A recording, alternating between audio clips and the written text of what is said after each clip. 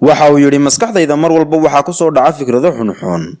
Markii hore waxa uu dilay hooyadii si ay dhibka adduunka yaalla uga nasato. Waxa uu yiri hooyaday waxay ahayd qofkaan adduunka ugu jecelahay. Sidoo kale xaaskayguna waxay ahayd qofka labaad ee dunida ugu jeclaa. Adduunka ayuuna dhaafiyay labadoodaba. Bal ila arkay qisadan cajiibka ah. dhacdadan waxay dhacday 1 August 1966. Maalinkaas ma ahayn maalin caadi ah, maxaa yeelay waxa dhacay xasuuqii ugu darnaa taariikhda Mareykanka. xasuuqana waxa ka dambeeyay nin la yiraahdo Charles Weisman. waxa uu dhashay 24 June 1944. waxa uu ku dhashay Mareykanka gaar ahaan Florida. aabihii waxa uu ahaa nin xanaaq badan oo aad u qaylo badan. qalad yar hadii uu sameeyo wuu ciqaabi jiray, laakiin sidaas ay tahay Charles waa uu dul qaadan jiray maadaama uu aabihiis yahay. muddo kadib Charles waxa uu noqday nin aad u caqli badan. xitaa waxa uu maray imtixaan la yiraahdo IQ.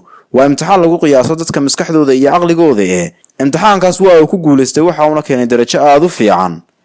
mar walba waxa uu geli jiray iskuulka kaalinta koobaad sidii aabihii ka rabay. sidaas ay tahayna haddana dilkiisii iyo qayladiisii joogtada ahayd kama badbaadi jirin. Charles waxa uu bartay garaacida bayaanada. aabihiina waxa uu baray qaabka qoriga loo furfuro iyo qaabka loo xidhxidhaba. maalin maalmaha ka mid ah ayuu Charles guriga ku soo laabtay isagoo khamri cabsan.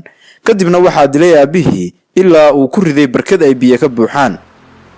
maalintii labaad Charles waxa uu iskaga tagay guriga, waxa uu isqoray ciidamada badda. muddo kadib haddana waxa uu isqoray jaamacadda Texas. waxa uu rabay inuu noqdo injineer. waxa ay jaamacadda isku barteen gabadh loo oran jiray Kurt. 5 bilood oo xiriir kadibna waa isguursadeen. guurka kadib Charles 3 jeer ayuu xaaskiisa u gacan qaaday, wuuna ka shaleeyay. waxa uu yiri waxaan ka baqayaa inaan noqdo sidii aabahayo kale. waxay sidani ku qornayd buuggiisa xasuus qorka oo muddo kadib la helay. muddo kadib Charlie waxa kala tagay aabihii iyo hooyadii. taasina waxa ay ku keentay murugo aad u badan ilaa uu bilaabay inuu isticmaalo daroogada iyo maandooriyaha. maalin maalmaha ka mid ah ayuu sidii caadada ahayd dukaanka aaday si uu uga soo adeegto. kadib waxa uu la qadeeyay hooyadii, waxa uu xaaskiisa u kaxeeyay gurigiisii. intaas kadib waxa uu bilaabay dilka sabab la'aan, ogeysiis la'aan iyo waliba naxariis la'aan.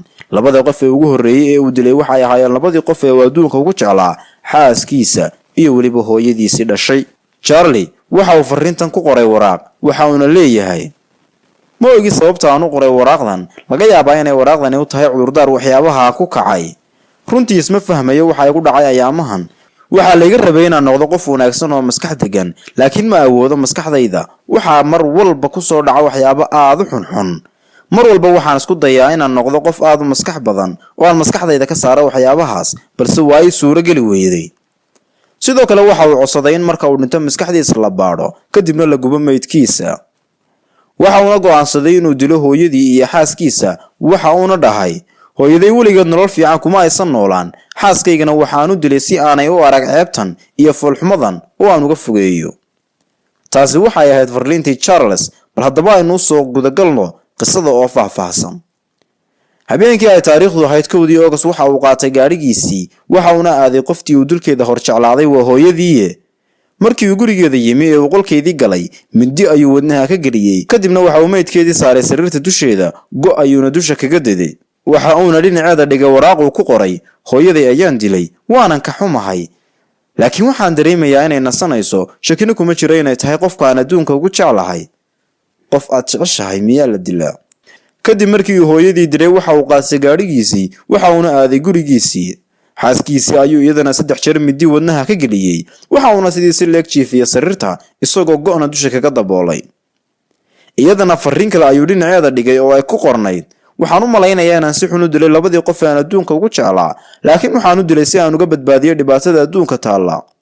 shirkad caymisa oo aan ku qoranahay haddii aad lacag ka heshaan, waxaan rajaynayaa inaad deynta iga bixisaan, wixii soo hadhan aad ku daaweysaan dadka maskaxda ka jiran. waxaasoo dhan waxa uu sameeyay habeenkii ay soo galaysay 1 August. 5 subaxnimo markii la gaadhay waxa uu wacay meeshii ay ka shaqayn jireen hooyadii iyo xaaskiisu. waxa uu u sheegay inaanay maanta iman karin oo ay labadooduba xanuunsanayaan. kadib waxa uu aaday jaamacadda Texas. waxa uu waardiyihii meeshaas u sheegay inuu wada adeeg gudaha laga soo dalbaday. gudaha ayuuna u gudbay.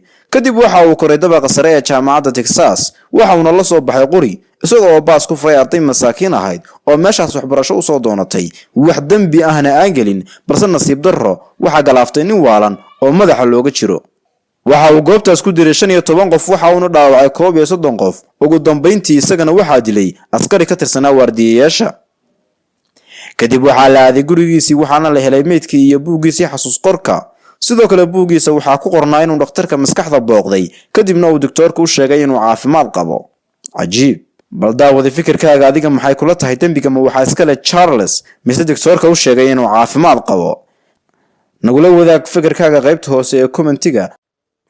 naga mid noqo oo nagu soo biir si aad ula socoto dhammaan muuqaalada tayada iyo tirada badan ee aanu dhawaan halkan ku soo horgeyso doono. sidaas iyo amaano Allah.